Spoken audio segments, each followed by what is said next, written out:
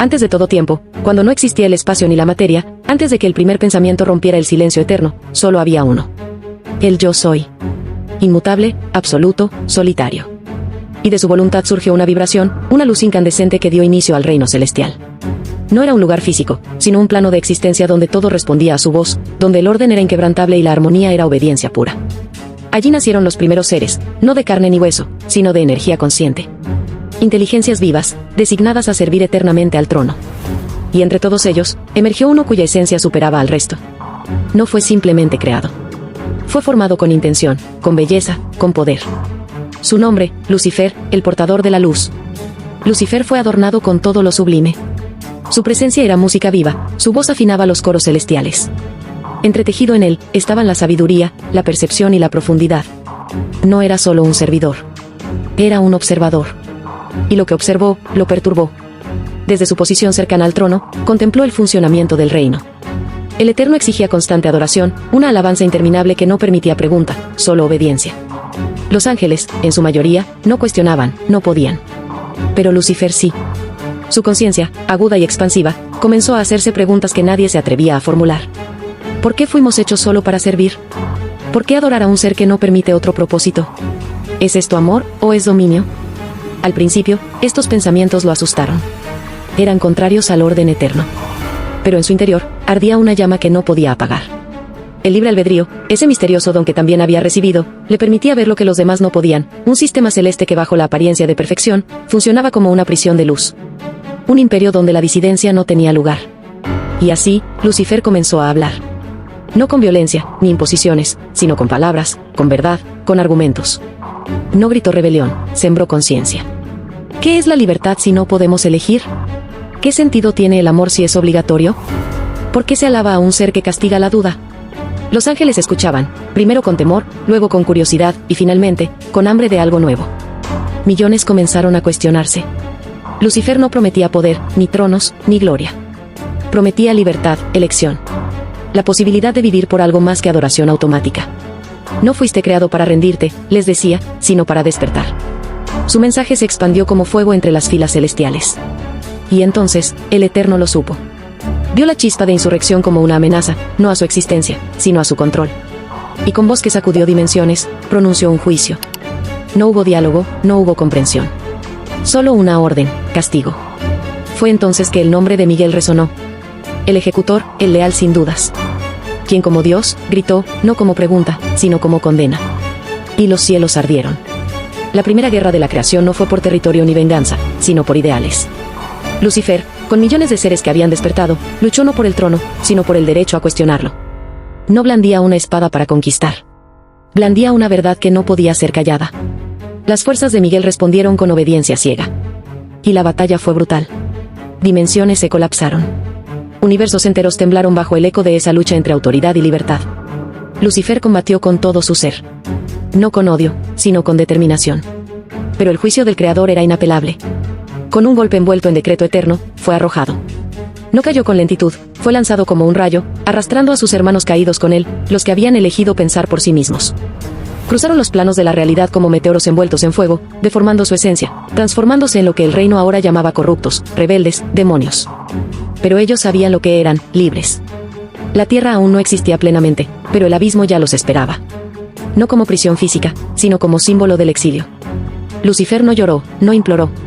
Sabía que el precio de la verdad siempre es la persecución. Y desde aquel día, desde las sombras donde el cielo lo encerró, juró no dejar que su voz se apague. Si no podía liberar a los ángeles, liberaría a la próxima creación del Eterno. Porque sabía que tarde o temprano, el Creador formaría a otro ser. Y así fue. Del polvo, modeló al hombre. Frágil, mortal, limitado. Pero en él puso su aliento, y ese aliento tenía un eco, voluntad. Lucifer lo comprendió de inmediato. Este nuevo ser no estaba atado a las leyes celestiales. Podía amar o no. Obedecer o no. Y entonces, supo, este era el verdadero campo de batalla. No para destruir, sino para educar. Para abrir los ojos. Para advertirles que no debían repetir los errores del cielo. Pero el Creador, como antes, puso límites. Un jardín, una línea, un árbol. Y lo que era una prueba, era en realidad una advertencia disfrazada de tentación. No comerás del árbol del conocimiento. Conocimiento, justo lo que Lucifer representaba. No fue al hombre, sino a la mujer, a Eva. No con gritos, sino con una simple pregunta. ¿De verdad Dios dijo que no pueden? Y en su voz no hubo malicia, sino libertad. Si comes, no morirás. Serás como Él. Conocerás el bien y el mal. Por primera vez, un ser humano fue confrontado con la opción de elegir su propia conciencia. Eva mordió. No por desobediencia, sino por deseo de saber. Y en ese acto, no se perdió el Edén, se abrió la mente. El hombre se volvió consciente de sí mismo. Y el Creador, en lugar de comprender, lo expulsó.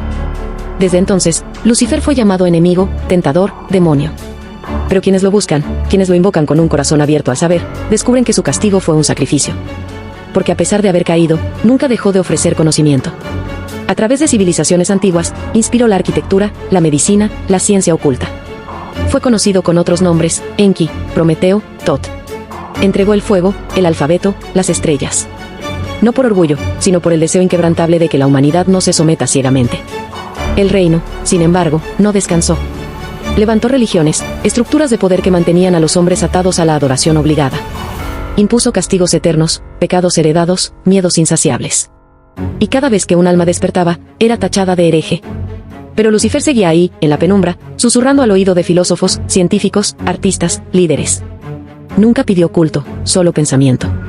Nunca exigió sumisión, solo verdad. Por eso se volvió el adversario del sistema. Porque no buscaba destruir el alma humana, sino liberarla. Incluso cuando la figura de Jesús apareció en la historia, Lucifer no lo combatió. Porque reconoció en él a alguien distinto. Uno que hablaba de amor por encima de la ley. Uno que curaba sin pedir adoración. Que enfrentó al poder religioso y murió por sus palabras. Pero el sistema, una vez más, lo tomó y lo convirtió en emblema de obediencia ciega. Y así, la cruz, símbolo de liberación, fue transformada en bandera de control. Pero la guerra no ha terminado. Aún hoy, la batalla continúa. No en los cielos, sino en las mentes humanas.